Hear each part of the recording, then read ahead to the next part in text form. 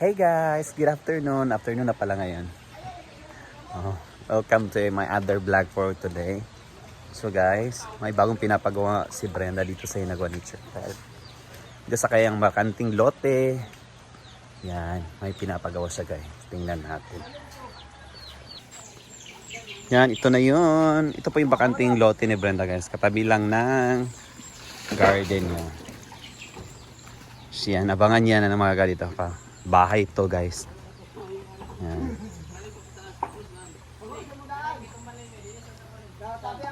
Naging cage to guys ng mga manok, ano pa ba yun, pabo, pato nung araw. Ngayon sisirain para gagawing bahay.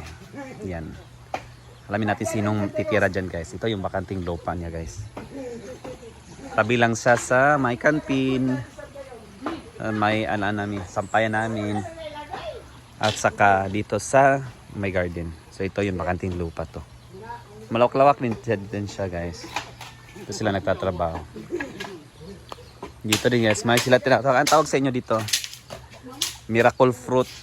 Yan tawag sa amin. Ang laki niya guys oh. Malaki pas kamay ko. Parang miracle fruit nga to. Comment nga guys, anong tawag dito sa inyo? Parang ano ba yan? Boko. So yan. Yan, dito namin sinisegregate yung mga basura namin. Like, cans, mga plastic. Yan, sinisegregate namin yan guys. Dahil yung iba, tinitinda namin. Ay, tinitinda nila. Sila rin naman na maghati-hati. Mangga din dito guys. Yan. Alamin natin guys in the few days, in the coming days, dito ang magiging project ng Brenda. Sayang din kasi yung bakante guys na area. Yan. Bakante ito na part.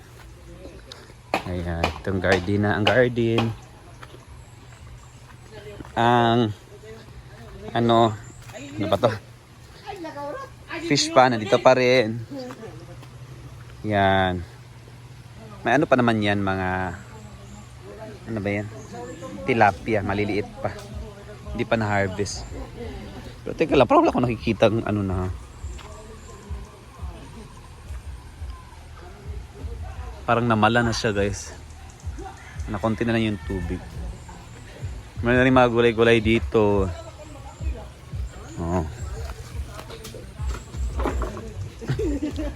Mga gulay, yan.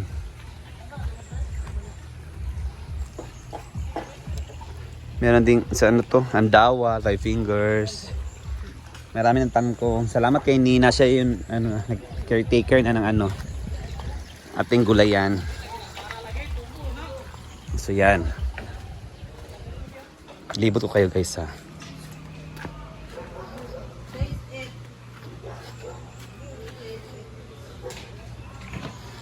Ito sitaw. Sitaw na pagkabatong at saka string beans guys. Yan. What's that? Muna mong jam-jam? Oh yeah. Misha, di ka siya lamiring kayo bitaw nga kalang gidjam yun kayo. May atay-atay. We call it atay-atay sa amin. Limonsito. Yan, may talong na. Oh.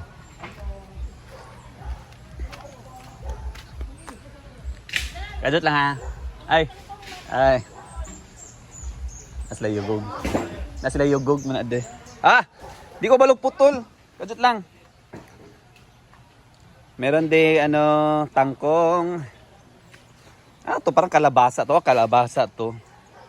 Ito tangkong guys, na-harvest na namin.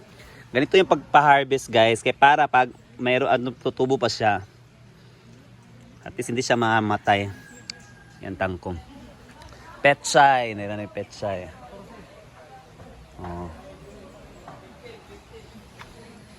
Ano ba to? Hindi ko pa alam kung ano to. Basta. Yan. Hindi ko alam kung ano din to. Abangan na natin guys. At saka dito may ano, lemongrass. We call it tanglad. Ito luya. If I'm not mistaken, luya to. Yan. Meron mga vloggers dito guys. Si Yugug nandito. Yan, lemongrass. And also, nangka, jackfruit. Guys, pinatikim ako ni Donna ng jackfruit jam niya. So yan, maglibot tayo. Later guys, puntahan natin yung pinagawang ano ni Brenda. Wala na, umuulan na. Umuulan na guys. Pinagawa niyang pickleball. So pinapinturanan niya yung court namin para may malaro-laruan na to. Ha? Si Yugog lagi. Si Yugog guys. Meron kami mga vlogger dito pumunta guys, si Yugog. Sikat siya sa Facebook. So yan, puntahan natin ang pickleball ni Brenda. Yan, actually kasi nag-pickleball na kami dito. So hindi pa masyadong na yung court natin. Practice lang, palo-palo. So yan, so may talaga reason na para mag-pickleball na kami. Yan, puntahan natin. So ito na yung court namin na pinturahan na. Oh, 'di ba? Bongga na. Hindi na kami mag-aaway nito guys kung in ba or out yung bola. Dito guys, yung lang namin to pang practice lang na dala namin na yung functional namin, hindi naman gaano kalawa. So, pag dito ka papalo, maano tong gate na to. Hindi siya malapang, lang namin to. Hindi naman kami mga professional na mga player. So, yan. At least, pinturado na. For suggestion ko is kaya pinturahan talaga ni Brenda to para maging smooth yung talbog ng bola. Yan. Yan. Actually guys, yung pickleball parang kung tingnan mo siya, parang ang dali lang, pero ang hirap pala. Hirap pala magpalo ng bola guys, as in. So yan, meron na kaming court. Namaya. So guys, meron kami bisita dito. Ngayon. Vlogger din si Yugug.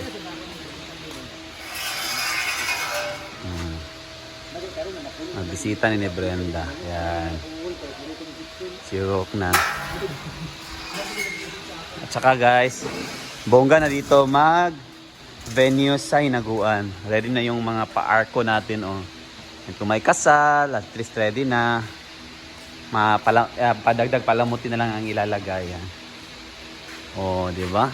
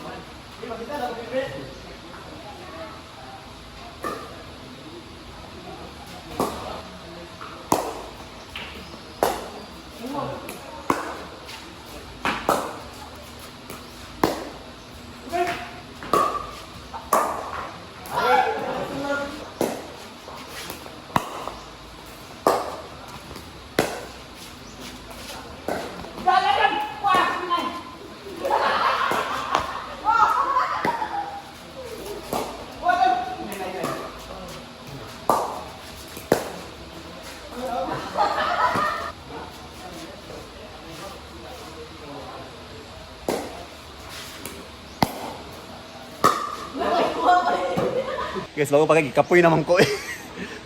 Ikapoy na ako.